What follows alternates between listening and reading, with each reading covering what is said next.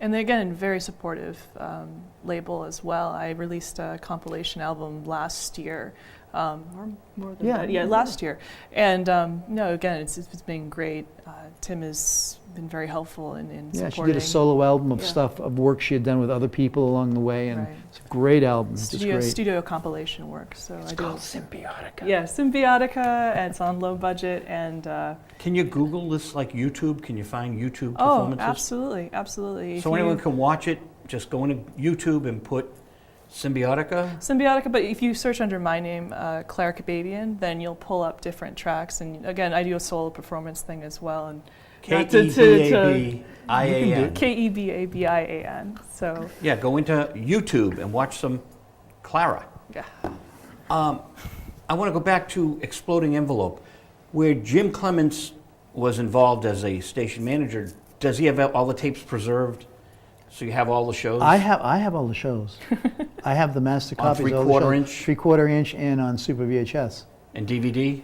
No, I never You got to do that. Well, you know. Got to do it. It's history. You know, Joe, I'm kind of slow with that history stuff thing. You remember Eric Taros worked with Phobia? You worked with Phobia, or I worked with Phobia. Eric's still a dear friend of mine. Right. In fact, I got to go over his house in Swampscott soon. But he's working on a Beatles movie. He has a 3/4 inch tape deck, which are like antiques, but he's got a great one. So if there's a special show, you know, set up an appointment, see if you can drive over his house. Well, I do. You ready for this?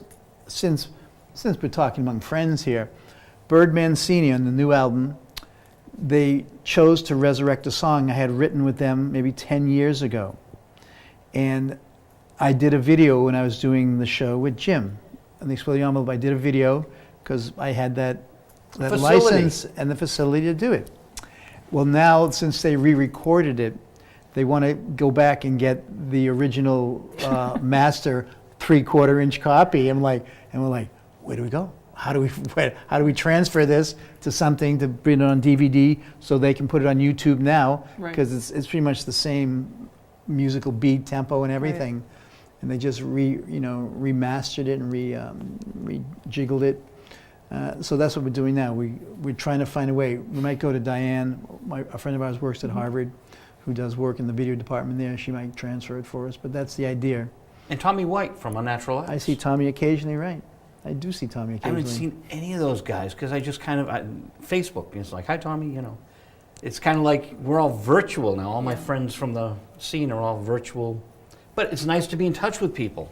Kurt's got to get on. Touch me. Touch me. Oh, knuckle bump. Yes.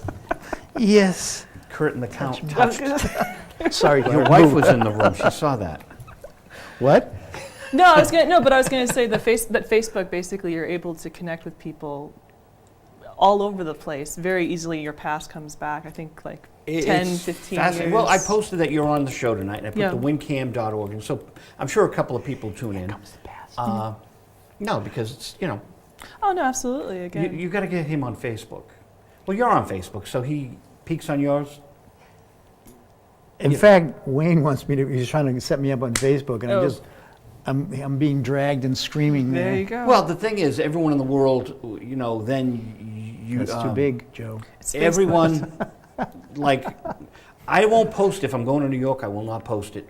I don't want people knowing that I'm out of town, and there's too many weirdos out there that, you know.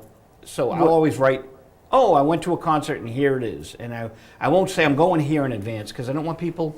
You know, it's just spooky. Right. Well, the thing is, you can choose how much you want to share, and it's something where, again, if everything is a production or everything is a performance, then of course you share all those things. I think that's one of the things that's sort of interesting is to see how much information and how a whole generation that's coming up is really from the date of conception, or the date of, not conception, but the first sonogram is already on Facebook. So there's going to be a whole bunch of folks coming up that basically know nothing, but where every step, every bowel movement, everything has been documented and put up there in the public domain before they could even have a choice on that. And that's something which I think is going to be interesting to see how it plays out, and interesting to see how that affects people's concepts of privacy.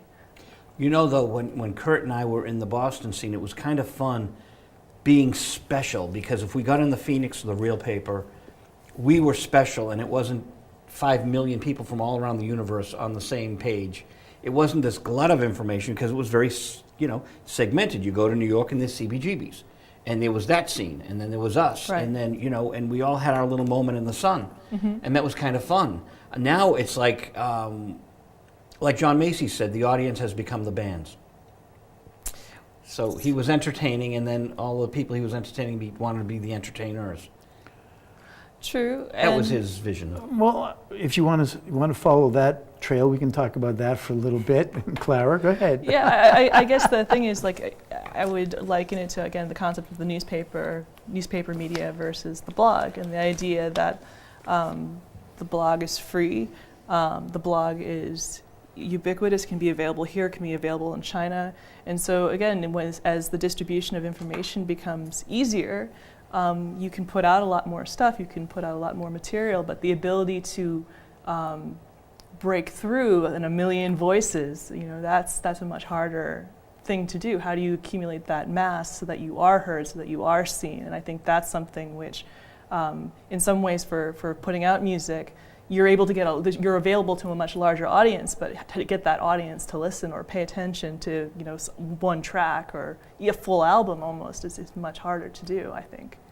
There's a new Tom Cruise movie, Oblivion, science fiction. It's actually a very good movie. Okay. In it, there is Led Zeppelin and there is A Whiter Shade of Pale. And it's stark because it's the only 2 songs in the movie, and they really stand out. And then when you go to Google and have you put 1 pound fish into Google yet? Do you know about this? No. This is a big media frenzy. It's kind of like Blair Witch Project, only for a song. And this fellow from Pakistan was selling fish in a London fish market. And the boss wanted him to yell 1 pound fish, and he wouldn't yell. He refused to do what the boss said. But he was sending the checks home to Pakistan to his wife and kids. So he would sing 1 pound fish, ladies, ladies, 1 pound fish. He had this song. Someone put it up on YouTube, and it got zillions of hits. And now he's got a record deal. He's no longer selling fish. It's a phenomenon, and when you put like 1 pound, it immediately, 1 PO, he's one of the first things in Google to come up. It's and you watch the glossy thing the record labels did with it, a record label, and it's like, it makes me cringe, because it's like, okay, we're all working doing this, the Charlie Farrons, the Mr. Curts, the MC4s, the Claras, the Joe Viggs, and the Mark Lindsays even, Right. with all his hits, and it's like, this is silly. Right, but that's a time-honored tradition too. I mean, again, the idea of the one-hit wonder, or the what was his name? The guy who was on not American Idol, America's Got Talent, Grant Hoang, who couldn't really sing, but like danced and put forward a good energy and effort. I think novelty. I think the answer is novelty. I don't begrudge anyone for their ability to have that one instant of time. I think that, again, it's just it says that Right. these things are a matter of luck and chance, and you have to do it because you love it. Otherwise, you lose no matter what. I think that's. Well, yeah, you do it, you love it. But what I'm saying is the Oblivion movie, Whiter Shade of Pale, and there's something that lasted, and there's something that it still has this.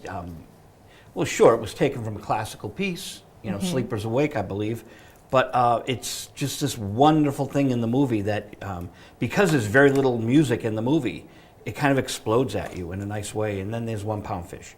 But you great artists have to break through all that, and that was my long essay on what you're up against.